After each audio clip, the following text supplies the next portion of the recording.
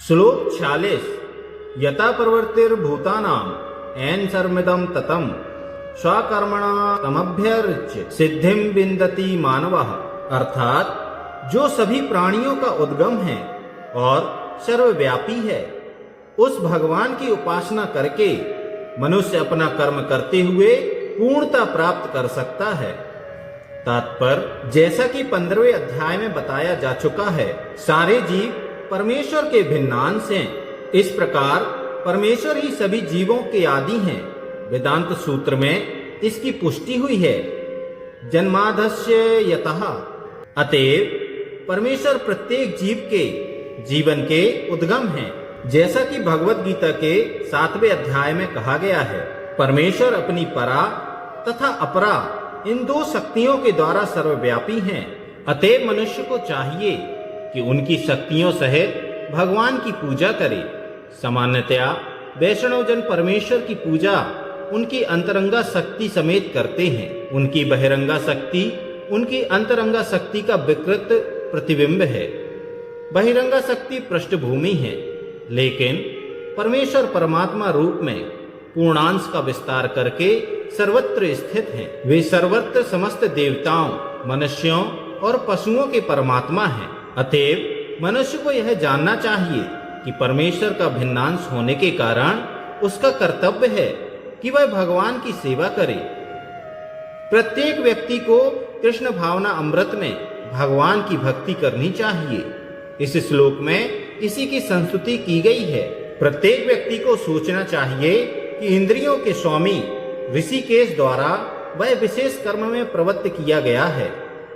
अतएव जो जिस कर्म में लगा है, उसी के फल के द्वारा भगवान श्री कृष्ण को पूजना चाहिए। यदि वह इस प्रकार के कृष्ण भावनामय होकर सोचता है, तो भगवत कृपा से वह पूर्ण ज्ञान प्राप्त कर लेता है। यही जीवन की सिद्धि है। भगवान ने भगवत गीता में अध्याय 12 श्लोक 7 में कहा है, तेषामहं समुद्धर्ता। परमेश्वर स्वयं ऐसे भक्त का उद्धार करते हैं। यही जीवन की सर्वोच्च सिद्धि है। कोई चाहे जिस प्रकार वृत्तिपरक कार्य में लगा हो, यदि वह परमेश्वर की सेवा करता है तो उसे सर्वोच्च सिद्धि प्राप्त होती है। श्लोक 47। श्रेयान् स्वधर्मो विगुणः परधर्मात् स्वानुष्ठितात् स्वभावनियतं कर्म कुर्वान्न अन्नपोति किल्बिषम्। अपने वृत्तिपरक कार्य को करना, चाहे वह कितना ही त्रुटिपूर्ण ढंग से क्यों ना किया जाए, अन्य किसी के कार्य को स्वीकार करने और अच्छी प्रकार से करने की अपेक्षा अधिक श्रेष्ठ है। अपने स्वभाव के अनुसार निर्दिष्ट कर्म कभी भी पाप से प्रभावित नहीं होते। तात्पर्य, भगवत गीता में मनुष्य के वृत्तिपरक कार्य या स्वधर्म का निर्देश है। जैसा कि पूर्ववर्ती श्लोकों में वर्णन हुआ है, ब्राह्मण, क्षत्रिय, वैश्य तथा शूद्र के कर्तव्य उनके विशेष प्राकृतिक गुणों या स्वभाव के द्वारा निर्दिष्ट होते हैं। किसी को दूसरे के कार्य का अनुकरण नहीं करना चाहिए। जो व्यक्ति स्वभाव से शूद्र के द्वारा किए जाने वाले कर्म के प्रति आकृष्ट हो, उसे अपने आप को झूठे ही ब्राह्मण नहीं कहना चाहिए, भले ही वह ब्राह्मण कुल में क्यों न उत्पन्न हुआ हो। इस प्रकार प्रत्येक व्यक्ति को चाहिए कि अपने स्वभाव के अनुसार कार्य करे। कोई भी कर्म निकृष्ट या गर्हित नहीं है यदि वह परमेश्वर की सेवा के लिए किया जाए। ब्राह्मण का वृत्तिपरक कार्य निश्चित रूप से सात्विक है, लेकिन यदि कोई मनुष्य स्वभाव से सात्विक नहीं है तो उसे ब्राह्मण के वृत्तिपरक कार्य या धर्म का अनुकरण नहीं करना चाहिए। क्षत्रिय या प्रशासक के लिए अनेक गर्हित बातें हैं। क्षत्रिय को शत्रुओं का वध करने के लिए हिंसक होना पड़ता है। कभी कभी कूटनीति में झूठ भी बोलना पड़ता है।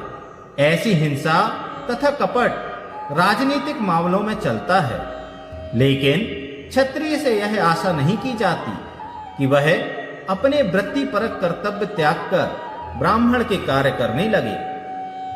मनुष्य को चाहिए कि परमेश्वर को प्रसन्न करने के लिए कार्य करे। उदाहरणार्थ, अर्जुन क्षत्रिय था, वह दूसरे पक्ष से युद्ध करने से बच रहा था, लेकिन यदि ऐसा युद्ध भगवान कृष्ण के लिए करना पड़े तो पतन से घबराने की आवश्यकता नहीं है।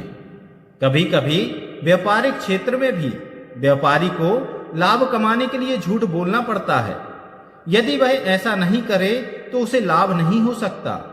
कभी कभी व्यापारी कहता है, अरे मेरे ग्राहक भाई, मैं आपसे कोई लाभ नहीं ले रहा। लेकिन हमें समझना चाहिए कि व्यापारी बिना लाभ के जीवित नहीं रह सकता। अतएव यदि व्यापारी यह कहता है कि वह कोई लाभ नहीं ले रहा है तो इसे एक सरल झूठ समझना चाहिए। लेकिन व्यापारी को यह नहीं सोचना चाहिए कि चूंकि वह ऐसे कार्य में लगा है जिसमें झूठ बोलना आवश्यक है, अतएव उसे इस व्यवसाय या वैश्य कर्म को त्याग कर ब्राह्मण की वृत्ति ग्रहण करनी चाहिए। इसकी शास्त्रों द्वारा संस्तुति नहीं की गई, चाहे कोई क्षत्रिय हो, वैश्य हो या शूद्र। यदि वह इस कार्य से भगवान की सेवा करता है तो कोई आपत्ति नहीं है। कभी कभी विभिन्न यज्ञों का संपादन करते समय ब्राह्मणों को भी पशुओं की हत्या करनी होती है, क्योंकि इन अनुष्ठानों में पशु की बलि देनी होती है। इसी प्रकार यदि क्षत्रिय अपने कार्य में लगा रहकर शत्रु का वध करता है तो उस पर पाप नहीं चढ़ता। तृतीय अध्याय में इन बातों की स्पष्ट एवं विस्तृत व्याख्या हो चुकी है। हर मनुष्य को यज्ञ के लिए अथवा भगवान विष्णु के लिए कार्य करना चाहिए। निजी इंद्रिय तृप्ति के लिए किया गया कोई भी कार्य बंधन का कारण है।